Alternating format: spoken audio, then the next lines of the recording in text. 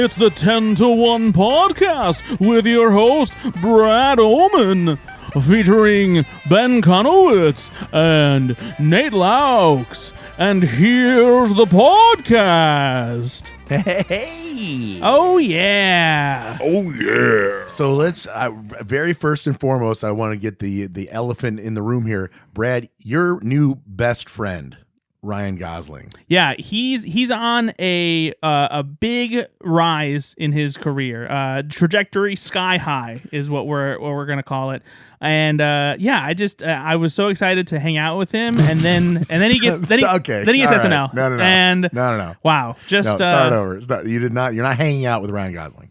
I did hang out with Ryan Gosling. I've hung out more with Ryan Gosling than anybody in this room. Actually, honestly, probably like a good 20-mile radius.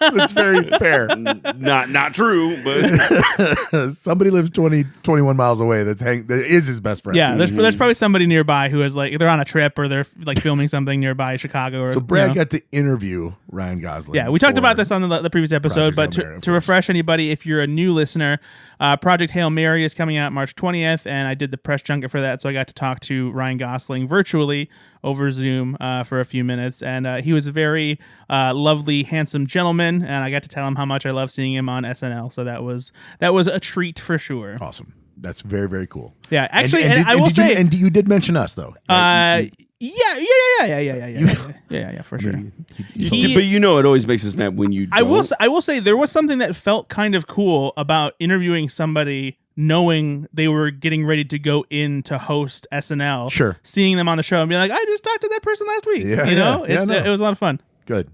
Hey, guys, do you want some mailbag or no? Of course. Yeah. Because I got in trouble for not doing mailbag last time. As you should have. It's supposed to be your job. That is your job. Yeah, I know. But you said that there wasn't any comments, or did you just not look and you lied to us?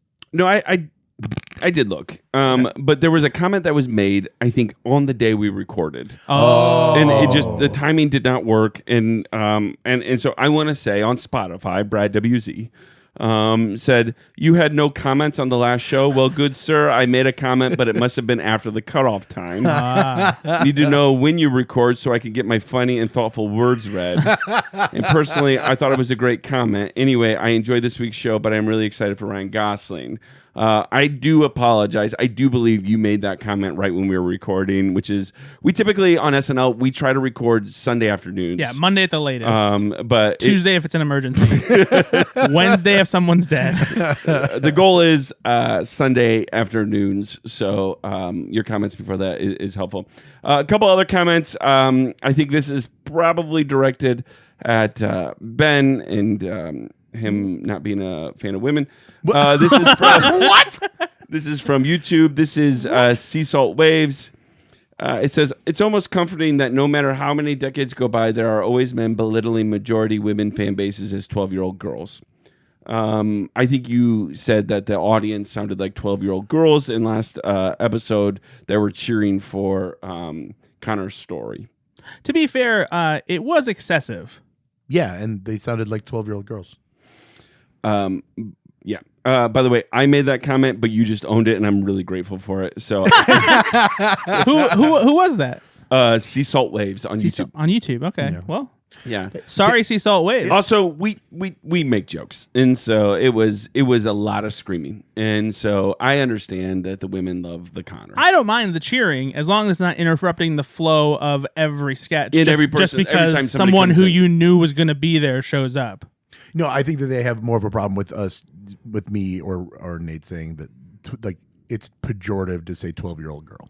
Yeah, but I guess it's the sound though, and that's kind of what I was going for. Yeah. Is like no, it sounded like very, very high pitched, whiny. I guess so. It was like I guess it would have like the 1950s with Elvis. Boy or girl. Yeah, I was gonna say to be fair, maybe it should be just 12-year-old kids. That's what it sounded Yeah, like. because like I had a birthday party at McDonald's when I was a kid, and they had a ball pit, and I guarantee you the sound coming out of there was equally as terrible. Absolutely. Yeah. All right, moving on. Another YouTube comment. This is But they sounded like 12-year-old girls. I want to be very. Oh boy.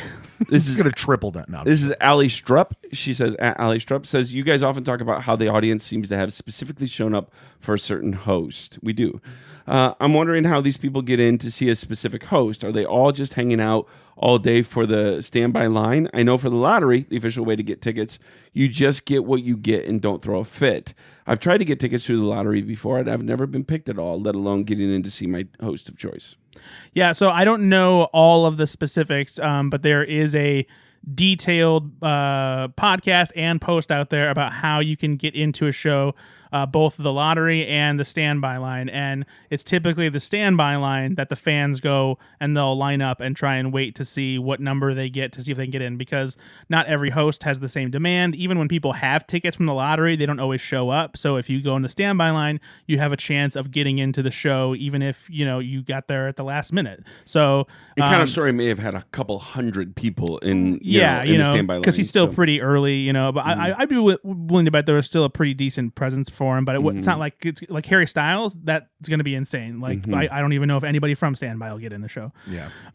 But yeah, so it's at some point we've talked about this. We would like to go and try and get in. It seems like it's pretty easy if you know what you're doing and you get there at like a good time. It's all about having the time to take off and do it. Yeah, exactly. It does. It sounds like if you're there 24 hours in advance and you're willing to stand outside and get in line for it, you're going to get in. Yeah, there's people on the subreddit, the Line from New York subreddit, that have went to multiple episodes. Yeah. Right? And so there's a way to do it. Yeah.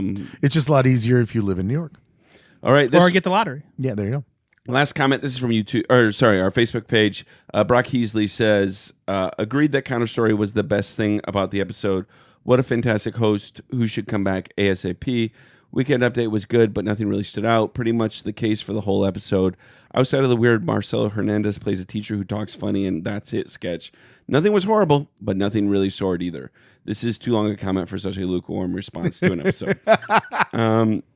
So, we agreed. It was fine. No, not about the comment. I like the length of the comment. It's fine. I think we agree on all parts. Put it on his tombstone. Ben liked the length. Yeah. Come on.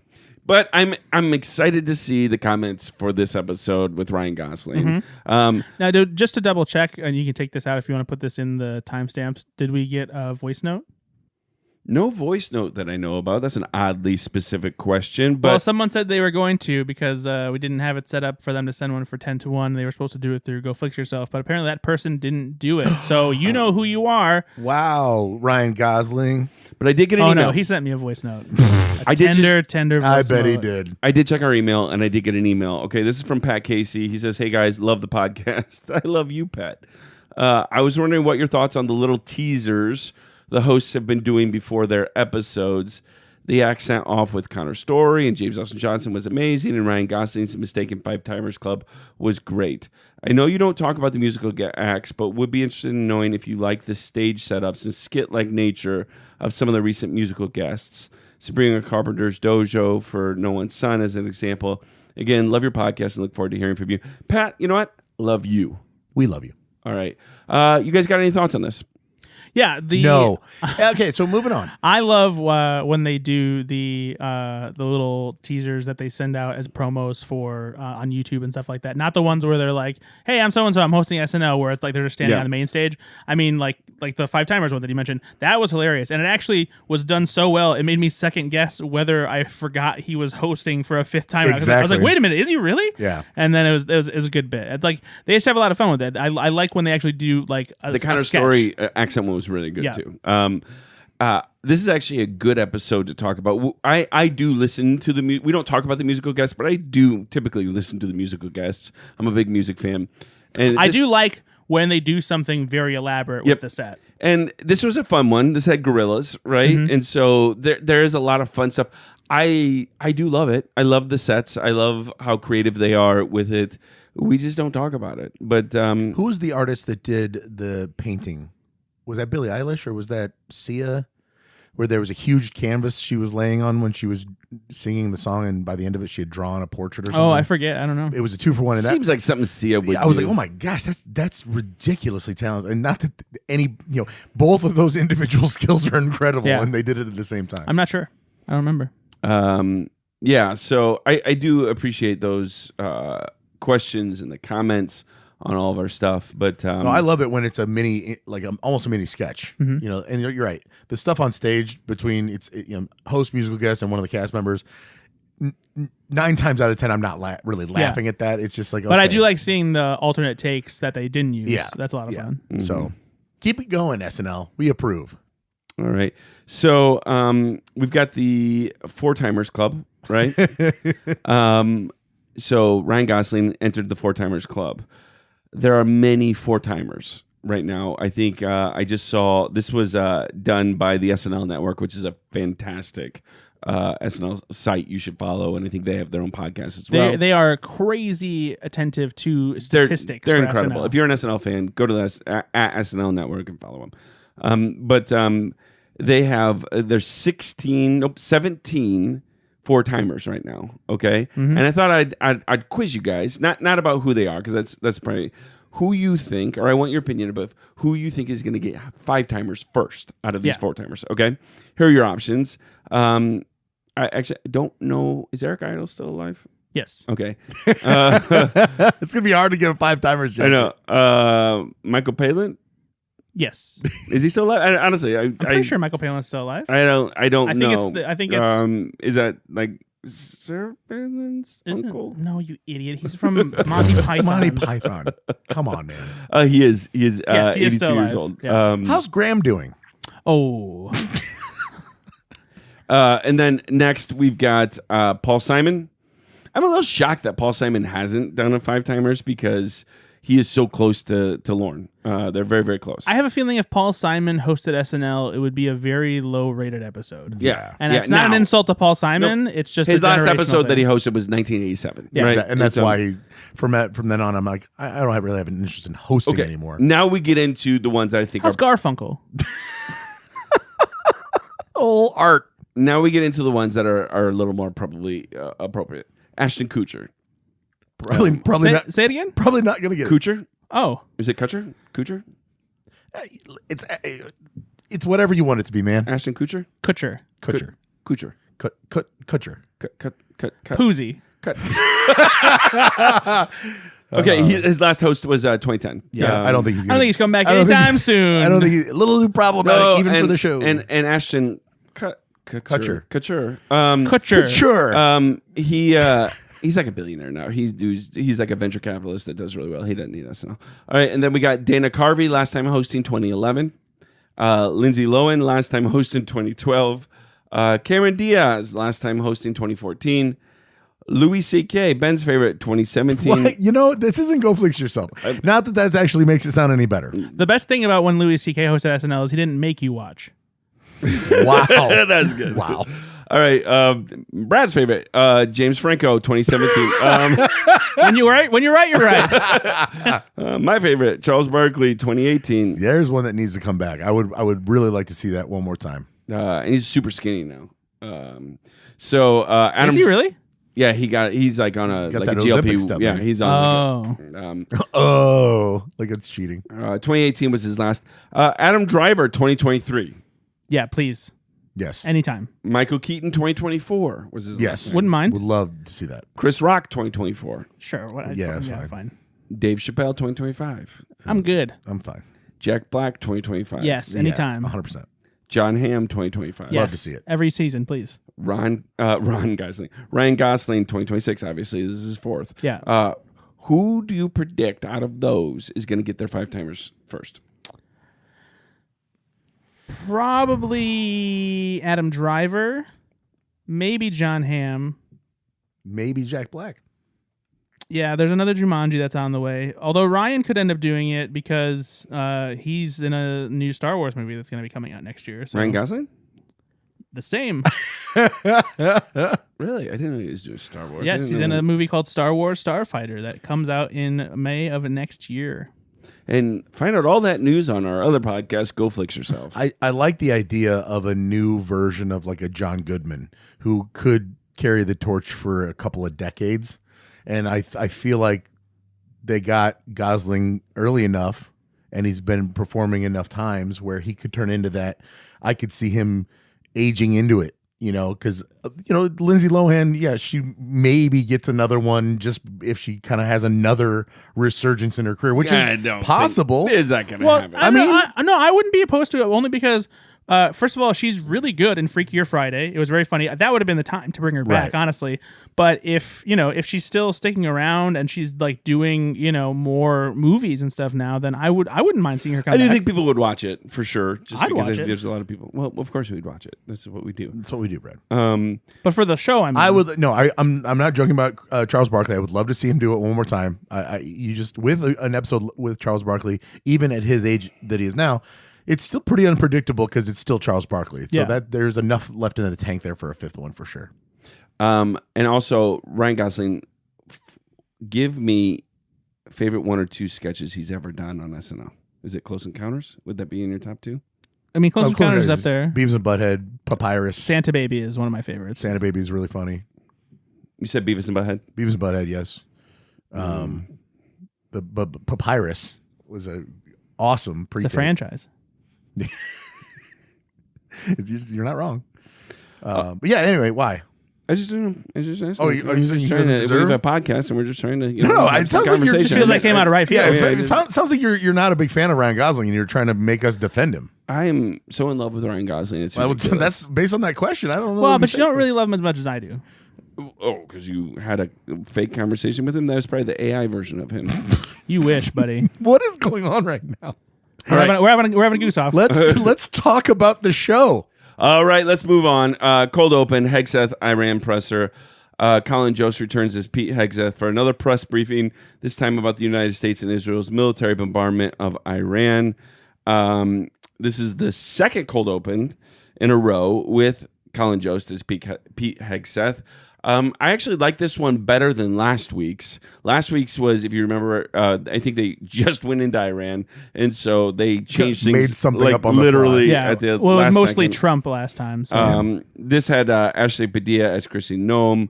I thought the jokes for Colin were more similar to the first time he did Pete Hegseth, and I think he was just a little bit better at this one than he was last week. It's still not my favorite. I think they're fine. But I didn't necessarily hate it though. What do you think, Brad? Yeah, it's fine. It's not as good as the first time Colin did this, and it's tough right now when we're dealing with something like, a war with Iran. Yep. And again, we'll always say this as long as it's true. It's tough when the real Pete Hegseth is out there being an absolute piece of shit.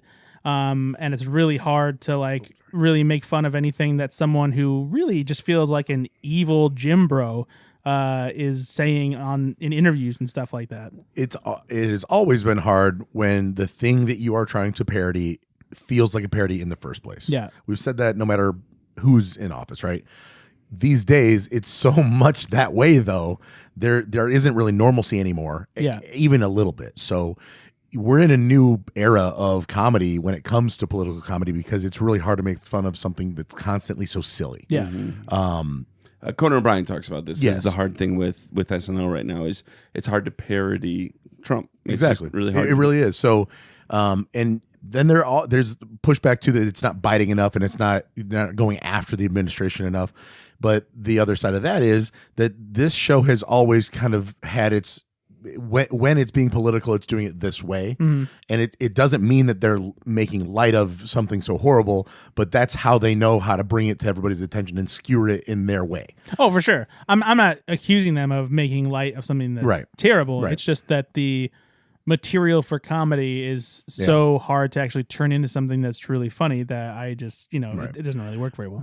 I still always am going to enjoy Colin Jost doing this character. Basically, it's funny always. The varying levels of funny, sure, but when he just comes off and he goes, "Yeah, it's a heg stand," like that's I laughed. Okay, those are funny. It's a funny moment. Yeah, that's what I'm saying is, there have been far worse versions of political cold opens, and I thought this was fine. I thought this was better than last week's. Yeah. So moving on, monologue by Ryan Gosling. Ryan Gosling begins his monologue pitching Project Hail Mary when he spots Harry Styles sitting in the front row of the audience. Harry is hosting the following week and came to observe. This is my favorite monologue of the season. this was I was just dying in this one.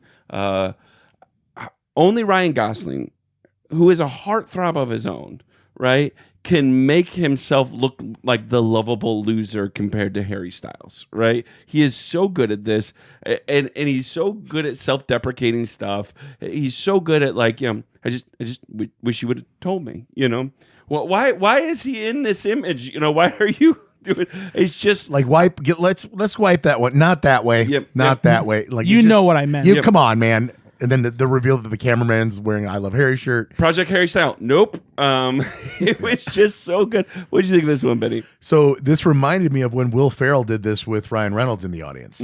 So Will Ferrell comes out, does his monologue, and Ryan Reynolds is there. He's gorgeous, and it's Will Ferrell as a character being so forgetting his lines and being so frazzled by this beautiful person.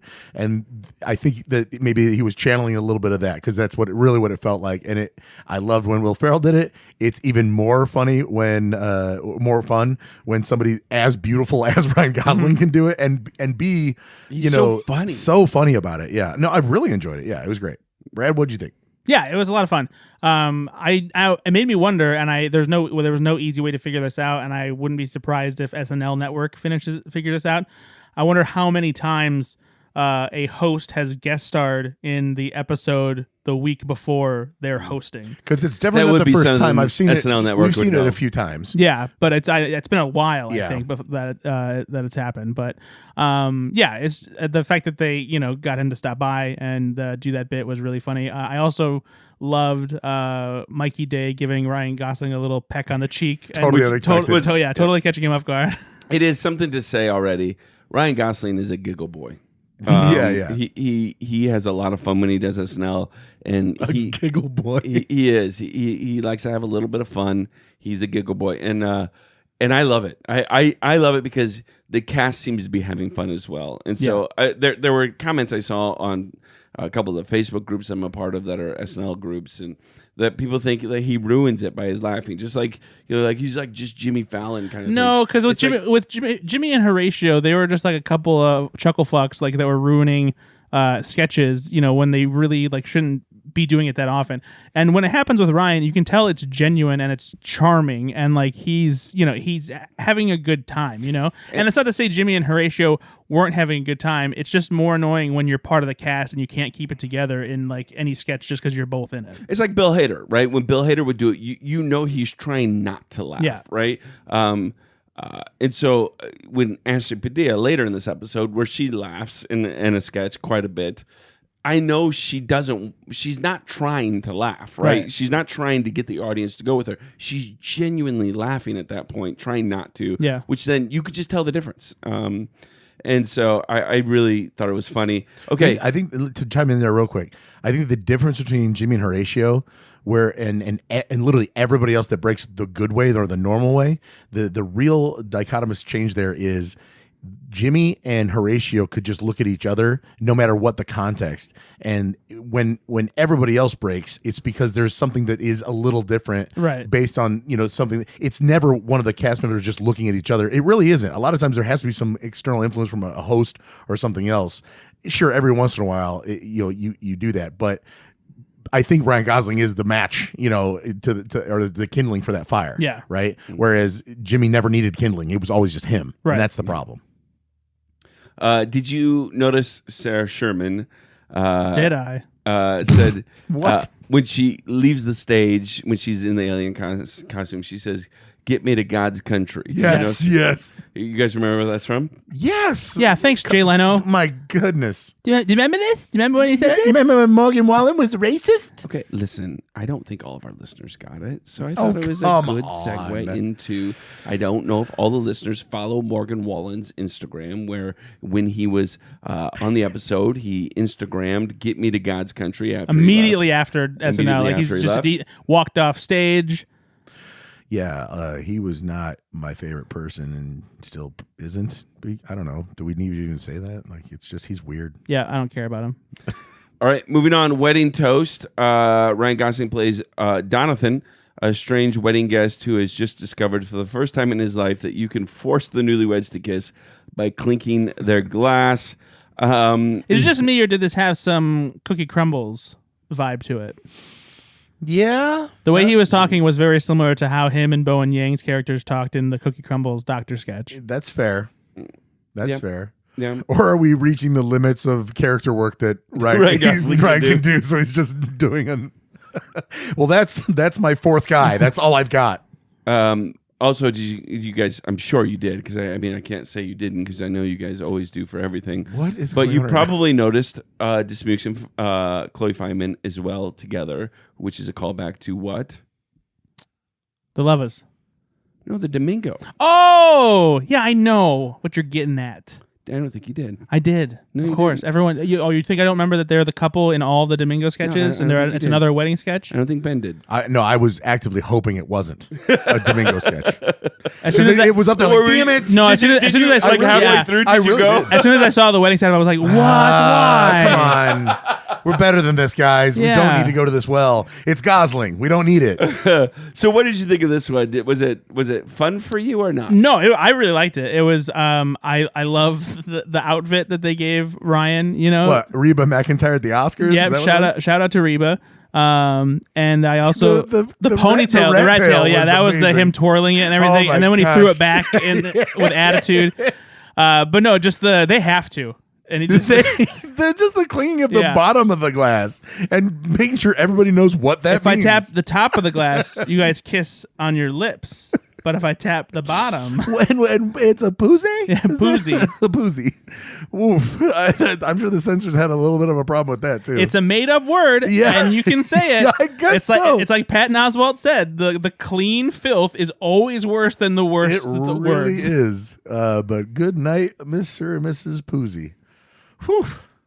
This was great. Yeah. I it was a lot of enjoyed this. fun. A lot of fun. Otezla pre-tape, a surreal pharmaceutical parody ad for Otezla, a medication for plaque psoriasis that, according to the ad, is 100% effective and also happens to defy the laws of space and time and may be Earth's mortal enemy. This was, but it's so funny because I know Otezla. I've heard a lot of Otezla commercials, and I still don't know what Otezla does. Other than You literally just said it. Plaque psoriasis, Right. But You got it. Like, I mean, is that Wait, Otezla is a real thing? Yeah. Okay.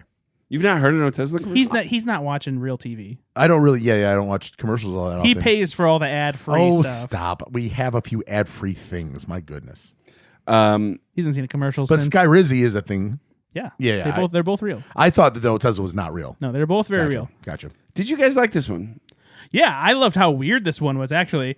What's the Totino's? Is that what's the one that breaks and goes under the fridge? Breaks and goes in the fridge. The pizza. Oh yeah, with Vanessa Bayer. Yeah. That vibe is what I got here. Yeah, a little bit, but I like the darker sci-fi approach where they we don't really know what it is. Yeah. Because then you got the other guys playing the straight man. Like what is it then? The delivery of everybody's lines of staying in the pharmaceutical ad tone. Was what really sold this one for me. Yeah. No, this is very well done. I thought it was well done.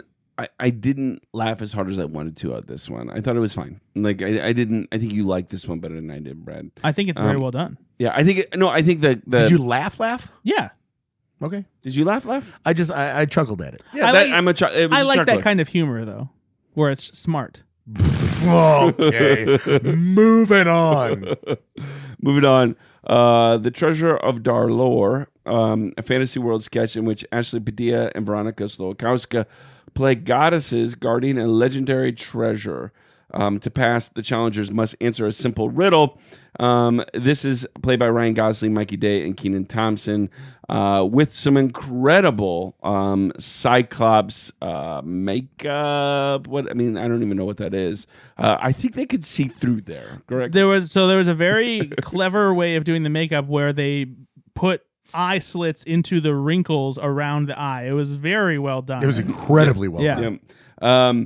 So as soon as the sketch starts, I know where this is going. As soon as the sketch starts, I'm like, oh, I like where this is going. This is gonna be a silly, and I like silly. And it never really worked for me. No, it came off the rails a little too much with the. I wonder how much they had to either.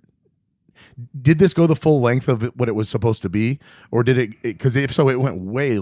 If they fit everything in that they meant to do, plus all the kind of laughing and stuff, is that why we might have like 3 cut for times? Because that thing went way too long. Then. Yeah, I mean, it was definitely.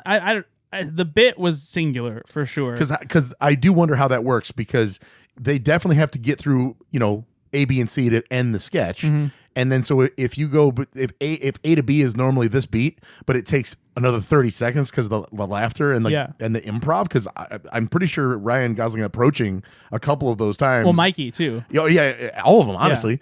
Yeah. Except for Keenan, he's still strong. He's a pro. But that's the kind of stuff I'm talking about. If you go and take a sketch that's supposed to be a minute, now it's 3 minutes, then you are obviously changing the length of the show, because they don't like mid-edit sketches, right? No, they do. Like hey, this one's running really long. We're just going to end it right now. I mean, they've done that before. I don't think it's something that happens regularly. I couldn't imagine, because there's not really a good end point other than the one they wrote. Yeah. So it's really awkward if they don't have it's not like improv where the lights go out and you're just done when This just felt a little bit like Ashley Padilla. It's too long because of that. That's all I'm saying. Like, it just felt a little bit like Ashley Padilla saw and felt like the sketch isn't going that well, and so she was doing like just the physical thing her and Ryan Gosling were doing just didn't work for me. It wasn't that. I'm not sure that it didn't. I don't think it went poorly necessarily. I think that it was just it was meant to be a slower sketch, because the whole idea of the bit is the waiting for them to like figure out an answer and then saying something super dumb because they don't understand all. So there's a patience to it, and I like that. I was fine with it, and I liked the fact that they kept going. Mikey kept trying to walk up, and she's like, "Stop, no," you know. I thought it was funny. Yeah, I think it was enjoyable. I don't think that it was brilliant or anything like that, but I had a good time watching it. I want to see the version of it that there's not any breaking at all, to see that pace, to see if I would have found it funny or I don't think I would have. I think it's the breaking probably that made it more enjoyable than the sketch on its own. And so then you take the breaking completely out of it, and I think that's not going to be my favorite sketch of the night. Was it going to be your favorite sketch of the night? Yeah, otherwise would it have been? This is really fun. It's a really funny sketch. It's not that. But I did like when he got the breaking's really funny. When he got the key, he was like, "I got the treasure." Yeah, exactly. But you're right. The go back. No, that was the best parts. Did anybody else think that there was going to be some kind of sex-based conceit to the sketch? No. Because I saw the 2 women standing in front of the door, and I saw 3 Cyclopses walking up. What? 3 one-eyed monsters. Okay, and they're standing in front of a door. Whoa. And I thought there was going to be a lot of double entendre. Nate, I think we're gonna have to cut a lot of this. I don't know. What is going on? We're gonna talk to you off air. I thought they were going to do another Poozy thing. All right, moving on. This is a pre-tape Monty McTreats in the Pastry Bakery. This was an elaborate full-color parody of Charlie and the Chocolate Factory, with original songs even. Ryan Gosling plays Monty McTreats, Willy Wonka-esque candy master, whose bakery is staffed by tiny little creatures. Are they Dodeedees? How does he say those? Yeah, that sounds about right. Dodeedees. Dodeedes. Who are essentially just Oompa Loompas. Whoa. Racist. The dark twist, the Dodeedees have a springtime ritual of mass self-destruction. I loved this sketch so much. If you're not enjoying that, what's wrong with you? This is so dark and so funny, and Keenan was great in this. I just loved everything in this, that Ryan Gosling's panicked, like stricken, like, trying to control things. My favorite bit about this is just the realization that he went and grabbed him and just like, I don't know, I just put him in the bag. And like, wait, you put him in a bag? Yeah. Just the realization that these are slaves, kind of. It really worked for me. I found it really funny. Why don't you like it? Yeah, I feel like you're not. No, I thought it was funny. But I felt like it was missing something, because it felt like it didn't go far enough with the premise. Like, I was expecting it to be one of the like kind of gory style sketches, and it gets a little bit there in the end with some of the blood splashing after the jump and whatnot. But I was expecting it to take a turn that was like a little more graphic, like the Scooby-Doo or the I'm glad Christmas it didn't Carol. though, because I don't want to see that coming every single time. I'm glad that it. If that would have been the thing, it would have been okay. This is more business as usual. But I think it was. But I think enough. that there was a creative way to do it, especially with the premise being surrounded by Willy Wonka and the Chocolate Factory. Like, I felt there was a lot more ways to make it more elaborate and fun in that way because it's a chocolate factory, and I'm sure they're limited by the scale of production and stuff like that. But I was impressed by how it looked, and I did laugh several times. It was funny. I was just hoping I wanted a little bit more from it. I like the dark joke in a cheerful package kind of motif that they do, right? And so I like this version of it. I thought it was very funny. I thought the songs were funny. I actually really thought Veronica Stolakowska was very good in this as well, as this kind of chipper, like sing-songy. And we know she has a voice. She did a great job in this. But I really like this. I thought it was hilarious. So no, it was very, very funny. I thought it was pretty good. You liked the other pre-tape better? You liked Otezla? I wouldn't say I liked it better. I just liked it for different reasons. Which one did you like better? This one. Yeah, by far. Oh, yeah. It's not even close. It's not even close. Such an old man.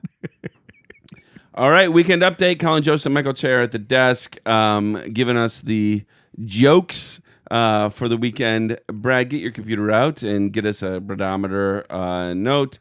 And Ben and I will talk about the barometer and what we think he's going to go with. Well, last week I thought it was a pretty great one, and Brad said it was terrible. So I don't know what else to do here.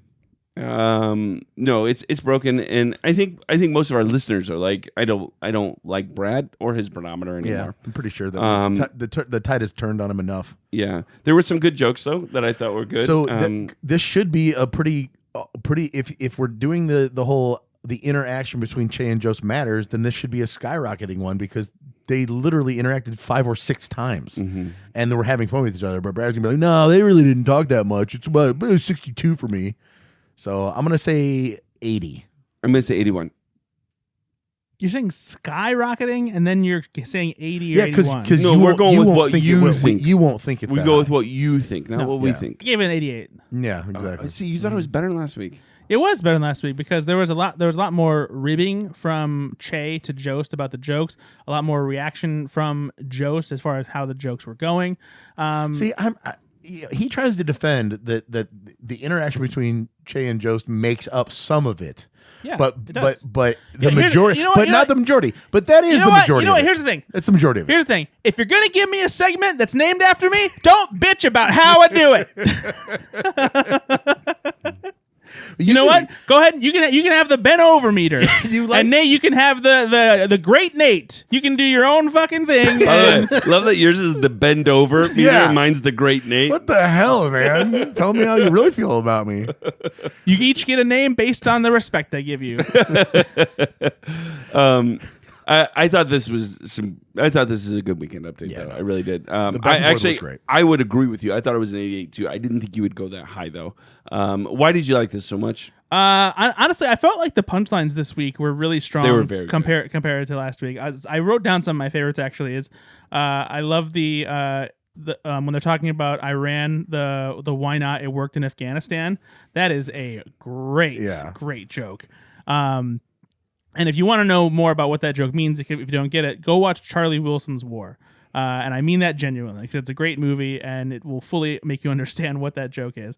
I love Colin's reaction when he was like, "Oh, a lot of Ayatollah fans here tonight." Yeah, it's great because SNL is at its best with these moments when they try to they do make you kind of defend the other side a bit because you're gonna be mad that guy's really dead, right. But we shouldn't have killed him. How do I feel? It's so awkward. I love the Robert F. Kennedy Jr. Walton Goggins. If you leave Walton Goggins in an air fryer.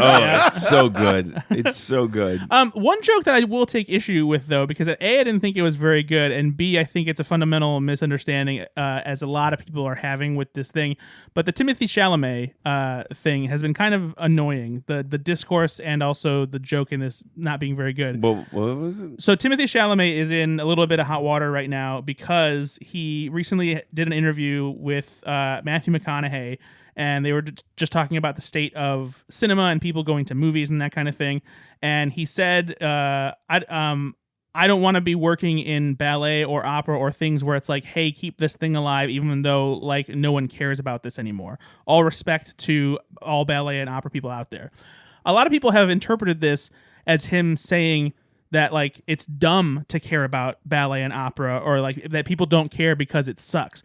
That's not what he's saying. What he's saying is both of those industries are in a position where people don't care about them as much as they used to, and he hopes that that's not the route that cinema takes.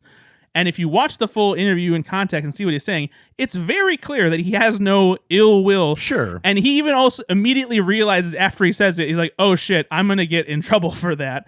But so everyone's taking this to think that Chalamet is taking a dump on ballet and opera. That's not the case. Probably not the wisest thing to say, though. But if you understand what he is saying, he's not saying what people are mad about him for saying. That's the whole point. But you have to know that anybody in the industry is not going to be happy with him saying those things. No, but there are a lot of people who do understand what he. I get it. You get it. No, I mean in those industries who do understand. It's just a lot of making mountains out of molehills. Yeah, but even so, the joke in this, the word Joe says, he was like, he said this while talking about his movie Martyr Supreme, a movie about ping pong, and it's just like. I thought it was a funny joke. Not really. No, but that's the thing, made me laugh. It's a good joke, though. It's not, though, because... What? It's the same misinterpretation. Nobody cares about ping pong. That's interesting, and you might... I do wonder if that was intentional, but I think it's more so the idea if you're making this blanket statement about this, and then with the blanket statement about ping pong being but that's the thing, though, is I don't think the joke was intended to land that way. It seems like it's more so it just sounds funny that an actor is saying this when his movie is about ping pong. Yeah, exactly. Something that people don't care about. Yeah, exactly. Nobody cares That's about the ping joke. pong, and he made a movie about it, and people like it. But that's the thing, though. The movie isn't really about Oh my ping God, pong. nobody cares. That's bullshit. But no, that is what's frustrating though. That'd be like saying All you're saying is that the joke is too broad. Yes, because that is but they only have the attention span. But it was a great joke. But it's a good joke. It's not a great joke. Let's try and rope in how we use the word "great" because that's not a great joke, Nate. I don't know, man. It's a pretty good joke. I thought it was a really good joke. It was actually one of my favorites. It was one of your favorite jokes, Nate. It was one of your favorite jokes. This is a joke that is a favorite of yours. You think this joke is so good that it's a favorite of yours. Go to hell. I think that it works, though. It's like, I'm kind of with him. It does work. The joke works, man. Your favorite joke. It's not my favorite joke. No, it's not you. No, it's not you. No, it's Nate's favorite joke. No, it was one of my favorite jokes in Weekend Update. I thought it was laughable. It was very good. It was laughable. Cheek splitter. That's a good joke. That was hilarious. That's a good joke.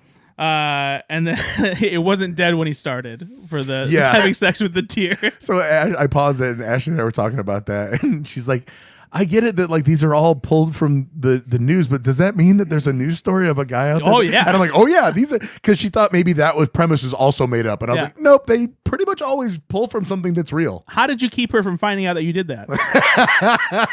Different county. All right, we just had one Weekend Update bit, and it was a good one because it's about time we get a pastor on this freaking show. I knew you were going to do this. All right, pastor update. Was this one of your favorite jokes too, Nate? Band leader Teddy. Yeah, it was really good. Keaton Thompson appears as pastor update, and James Austin Johnson as his band leader Teddy. They perform songs. Hey, was James Austin Johnson playing the guitar there? Yeah, he can really play guitar. I thought so. I'm like, I think he's actually playing that. You didn't like this. Why didn't you like it? No, I did. I thought this was hilarious. Actually. Okay, then. Well, this was really funny. I'm just mocking you for your poor taste in general. No, shut up. Don't you giggle at me. No, this was really funny. And funnily enough, actually, I happened to see this before I even watched the episode. But there had been a streak where Keenan and James Austin Johnson hadn't been at the Weekend Update desk for like a year. Like either of them hadn't been there. And the fact that they both appeared together in one, it was just like, oh, that's kind of funny. Nice. No, it was. I like this a lot. It's the James Austin Johnson character. Yeah. Needs to actually be like that added value I didn't see coming. Yep. And it's value that you might sense? not even appreciate, but because it's such a subtle thing that he's doing. He's talking. If you've ever been to a church like that, he's talking exactly how like a band leader. You don't run a mega church, Nate.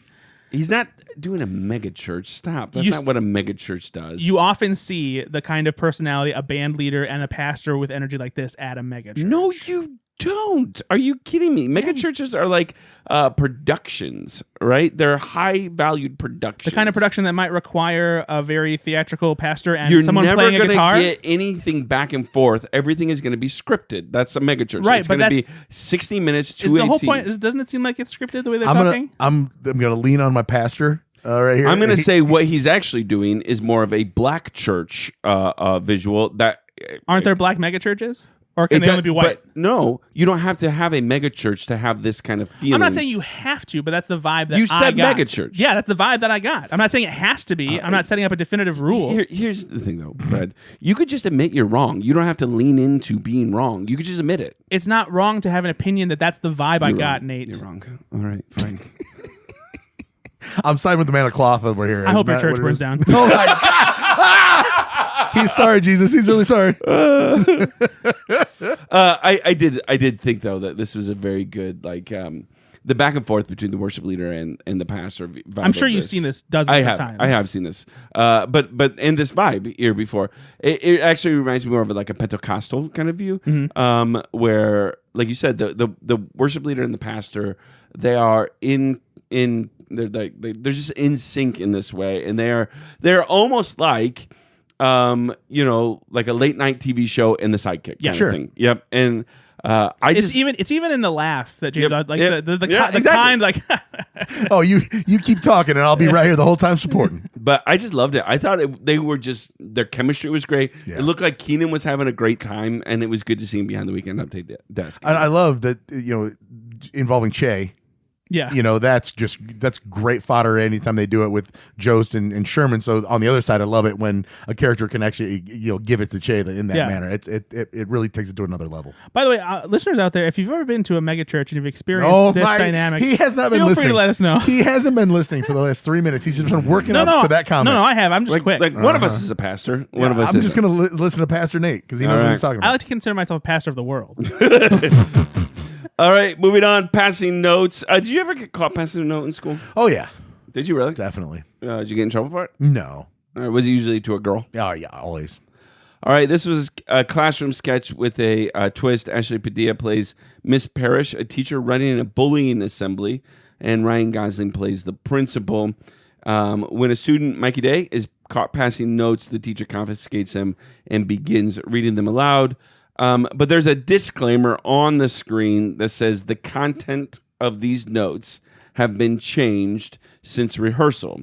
And I did read there was somebody, and I love, if there's any listeners on this that actually go to the show and they participate in Live from New York, the people that do the posts about what they saw in rehearsal, I love it. I just think it's so helpful. I love reading what changes. I love reading about the sketches that get cut, these kind of things. But they said that it was very different, the type of the letters that they had in rehearsal. They were actually, they said, a lot more sexual in nature. But like the Cyclops sketch. Yeah. Ashley Padilla. He got you, man. Ashley, Brad, you're such an ass. You set him up perfectly for that. Ashley Padilla and Ryan, I love that he's like a giggle boy. He is. He's just laughing at his own. I got him. And Ryan Gosling. So they read notes that they catch these students passing, and they don't know what they say, and they are in a giggle fest. What did you think of this one, Brad? This one was hilarious, but I will say I have complicated feelings on the premise of the sketch because SNL has always been found on the idea of like you should be trying not to break. And the fact that they have a sketch that was intentionally designed to make the cast and Ryan break felt like it was kind of counterintuitive to like what SNL always goes for. Having said that, I had an insanely good time watching it because it was so funny to watch them read the notes for the first time, react to things that they hadn't seen. That was very funny. I guess where I'm at is I hope it's not the kind of thing that they start to use as a crutch, and I hope that it's something that maybe they did just for someone like Ryan because they knew what they were going to get from it. Because I would hate it if they turned this into like a regular thing where it feels like a game show. Then it would almost feel like when they, when Whose Line It Is Anyway was popular and every network kept trying to have their own improv comedy show and they would have certain games that they would play, improv games usually. But this itself feels like an improv game in a way. Time out. Okay, but did you feel the same way when John Mulaney did that to Bill Hader? No, but that's also because they weren't telling you, and a lot of people didn't know until the disclaimer on the screen is the big thing. That's the big thing. It's a disclaimer. They're framing it like, this is what we did. We're letting you know that we're surprising them with new material. We're letting you in on the joke. Right, exactly. Whereas you didn't know that with Stefan so would until it have later. So for you, it would have been better if they didn't do the disclaimer. No, because that's the thing is that is what is so unique about it, is because I'm not sure it would have been as funny, because I would have thought that they were just breaking naturally. So let me ask you this: with Hader and Mulaney, right? The thing they wrote, that if they didn't change it, the audience would have been like, "That's still one of the funniest freaking things I've ever seen in my whole life." Because whatever they replaced it was equally as funny, not more funny, not less funny, on that equal plane of funny, but just different, so that it made Hader break. Right now, cut that to tonight or yesterday when we watched the show. That sketch, written as it was with the notes exactly as they're performed, without telling anybody they had been changed, would that have been the comedy? Yeah, I mean, I guess I would need to see what the original sketch was like. Was it still as funny if they didn't have? Because I remember what they're reading, and it's funny. Like, he bought the entire row of the show Barbie. If you read that and you don't break, it's still gonna be clever and funny, but it's not gonna be laugh out loud funny. Like, I was dying when he was, because he's reading it for the first time. Well, and that and also they kind of added an extra layer to it, where they made one of Ryan's lines and one of Mikey's lines meta, as making fun of themselves. Exactly. So they obviously did that knowingly, and I wonder if the sketch in its original form was as funny without that gimmick. And I would say probably not. Whereas on the Stefan Hader stuff, it always was. And I would be curious if that was always the intention. Like, or did they decide that between... Yeah, they were like, this is actually falling pretty flat, but you know what we could do? Right. Yeah, who knows? Yeah, so do you think that they knew they needed to laugh in the letters? Ashley Padilla is not a laugher. She's not known. No. And so twice in this episode, by the way, she broke. But well, and let's talk about that just real quickly, because this is the kind of thing that happens where it's so the antithesis of the show, because not only is it changed, that the actors don't know that it's changed, so you can't even prepare like you would normally prepare, right? So it does just, you're taking the production and communication away as well. Yeah. And that's not what SNL is known for. They're like, everybody's in on this. We're all going to walk over here. He's going to come down the stairs. He's going to say this line. It's a play. Right. So that is different. Yeah. It was very interesting, and I'll be curious to see if they do it again. But like I said, I had a very fun time watching it. I laughed a lot. It was extremely funny. Everyone did a good job. I loved watching Ashley's reaction when she opened the drawer and saw the big bag of spaghetti, which she clearly didn't expect. Right, exactly. So like there was a lot of fun to be had. Exactly. But by the way, I just love it. It would have been hilarious even if it wasn't unexpected to her, because it said lunch number 2. That was freaking awesome. Now that you've seen it, I guess you don't have to eat it in my car. That's so good. So does this feel a little more like improv then? Yes. Well, yes and no, because it's more than SNL normal. That's what I'm saying. That's what I feel like. It's a little more like improv. Improv feels like the wrong word though, because the only thing improvised is their reaction. Everything is still written. But yes, I'm just saying that for what it is. There is much more spontaneity than you would normally expect from SNL. Yes. Yeah, and I think you're right though. I have a little mixed feelings about it, but I also had a lot of fun with it. Yeah. SNL sometimes does this, right? If they see a hot hand, they're going to go with it, and I don't want them to replicate this. It's fine for a one-off, especially when you got Giggle Boy Gosling. Mm-hmm. Let's just make this one time with this episode, and we'll have fun with it. All right, moving on. Goo Goo Man. Ryan Gosling and Sarah Sherman play a couple checking out of a hotel after her work trip.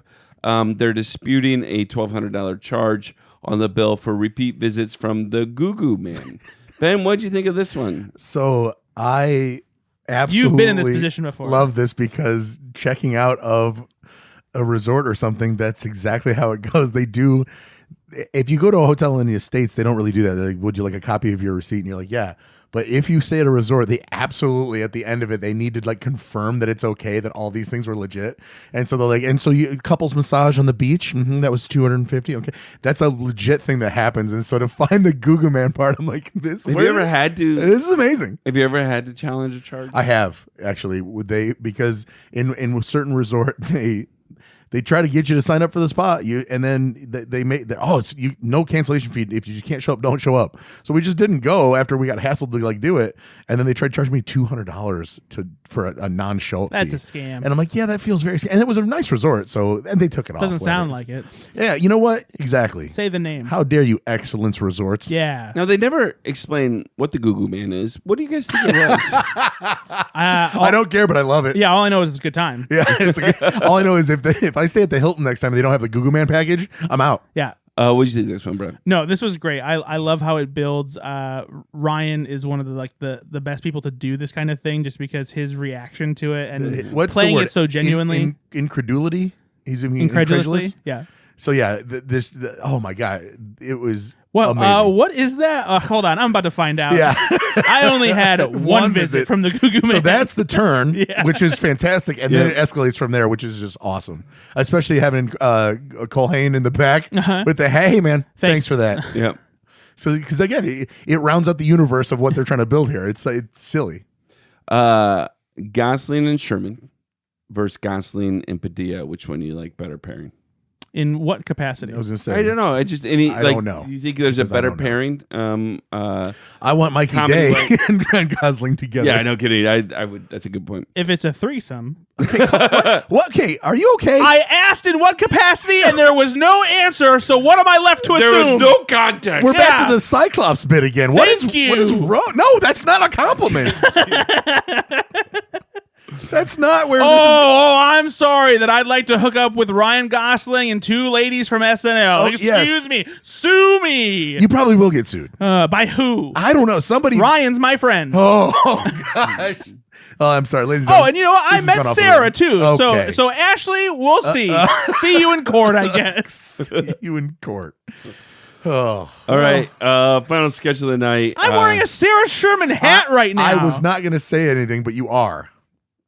How dare you? I think you're bringing a lot of this on yourself, if I'm being honest. Especially if it's a threesome. Stop it. Final sketch of the night is a pre-tape called Lies. This was a Martin Herlihy directed pre-tape. Those of you that listen enough, you know that Martin Herlihy is one of the Please Don't Destroy crew. And he's not a cast member. He's a writer, but he's made it onto the show a couple times now. I think this is his third short. Yeah. And this one is about lying. This is great. Which becomes an indirect roast of Colin Jost. The joke is that Herlihy, wearing a prosthetic chin, is playing a version of Colin Jost, who apparently lies constantly. I could just imagine. I love, by the way, that the younger cast loves to roast Colin Jost. Yes. I just love that he's become the butt of so many he's jokes. A perfect foil. He really is. And so, what did you guys think of this? What did you think of the sketch as a whole? But also, what did you think of the prosthetic chin? Oh my God, delightfully insane. Awesome. He looks like a maniac. Unhinged jaw. He looks like did you ever see that show? You probably didn't. You were probably too old for this. It's called Big Bad Beetleborgs. Oh no, I saw No, it. Ben probably didn't, but I did. It's a Power Rangers esque Why series. why would you have seen it and I hadn't? I just kind of wanted to be in on this joke. He stayed a kid a lot longer than you did. Yeah, fair enough. But no. be like, you're older than me, so Yeah. There's fine. a character who has like he's blue skin, but he has like a pompadour hairstyle and he has a huge chin. And like the facial prosthetic that Martin was wearing for Jost reminded me of just a regular skin tone version of that character. It looked like Max Headroom. To me, Yeah, a that little too. bit. But yeah, it was his turn as Jost was so perfectly insane. And then with her pulling the gun at the end, Yep. and I'm like, oh, they're doing this old bit, but then it's the Jurassic Park character's Yeah, name. exactly. Gosh, that's funny. That's such a good turn. Former SNL great Seth Meyers also makes a cameo in this. By having him out on his show, that's just wonderful. It was just so much fun. I loved. I don't know how long this was. It's probably only like 3 minutes, and it didn't need to be any longer than it was. No. Well, that's what I loved. Is I loved how fast paced it was, like just in and out, and it was so packed with like jokes. Also, great job with the stunt man callback. Yes. that was just good stuff all around. Yeah, it just he really knows how to tell a funny story quickly. Yeah. Yep. All right, I sent you guys an article, and this is going around on the SNL news webs online, but there's some cut for time sketches. And one of the ones I wanted to bring up before we talk about our MVP and sketch of the night was there was another Beavis and Butthead that they did in dress rehearsal that got cut. and I read about it from somebody on the SNL subreddit, and essentially it sounded like just the same thing over again. I mean, other than Heidi Gardner is replaced by Ashley Padilla. What are you guys thinking about that? Are you glad they cut it? Yes. Me too. There's no way it would have lived up to what happened, because what happened previously was such an organic, wonderful thing that went viral. It was a big deal. And I understand the desire to want to try and do something like that again and recapture a bit of that magic, but it was magic for a reason. Yeah. And unless they were doing completely different cartoon characters, doing Beavis and Butthead again feels like desperate. That's the excellent call to not do anything with it. I don't want that to, like you just said though, I don't want them to stifle that kind of if the root is there, then maybe look for other things that they could do kind of awkwardly like that, because that's gold. And I will argue too that the magic in that original sketch was Heidi Gardner. Oh, for sure. Yeah. And her breaking and her responses, if you don't have that in a second one, it's not magic anymore. It's truly lightning in a bottle. It's gonna be really hard to replicate. I hope that they kind of like it almost feels like what did they do first before they did David S. Pumpkins? What was the other character that didn't Larry David have a character? That was after David Pumpkins. Actually. Okay, so I think that's the closest you could hope for. Yeah. You do like, oh, well, we can't do David Pumpkins again, but we can do something tangential to it. But they did do David Pumpkins. No, I know, but what I'm saying is like the success of that character, let's try a different character. Right. And that one was definitely not as successful, but it still was very funny. Yeah. So I think you could try for something else with Beavis and Butthead, not being Beavis and Butthead, and still being funny, but you're never going to catch that original magic. Right. That's all. All right, let's get into our MVP of the night. I'll go first. I'm going to go with Ashley Padilla. I think she had a great night. I think she obviously broke a couple times, which is rare for her, but she made me laugh a lot, particularly in the principal or teacher sketch. And I just thought she was great. What'd you think of who'd you give MVP for? I went back and forth, and I think I'm going with you, and I'm going to pick Ashley, but Mikey Day was also right on the cusp. Mine is Mikey Day. Yeah. Why Mikey Day? Yeah, convince us of Mikey Day. So Mikey Day, so the kiss on the cheek, right, just right off the bat, right? Fair. He's setting a tone that then he himself kept the entire time, the playfulness. Yeah. And that, honest to God, set the whole course of the episode. That's fair. And kept it the whole time. I think there's a good argument for both of them, for sure. All right, what'd you guys go with sketch of the night? I did Monty McTreats. I thought that was a very clever, funny one. But I also, it's hard too, because I would say that, I don't know, passing notes is pretty funny too. Yeah, see, I'm hung up on passing notes because it was very funny. You don't want to give him the credit. Yeah, it's such a. I really have. That's I think why I didn't do strangely it, complex because feelings about that sketch. But you probably laughed a lot, didn't you? I did. I laughed a lot at that. I did.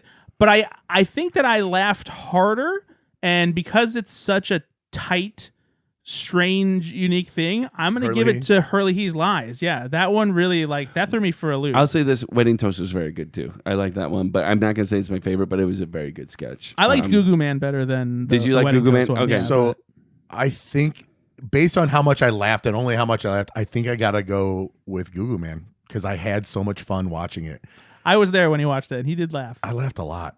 So I'm going to go Goo Goo Man. I'm going to go Monty McTreats, but I think that's a great choice too. Goo Goo Man is very good. The fact that we had a wealth of hilarious sketches, 2 minutes to choose from. Yeah, so all in all, Bowen didn't have a great episode. Oh, boy. What did I miss?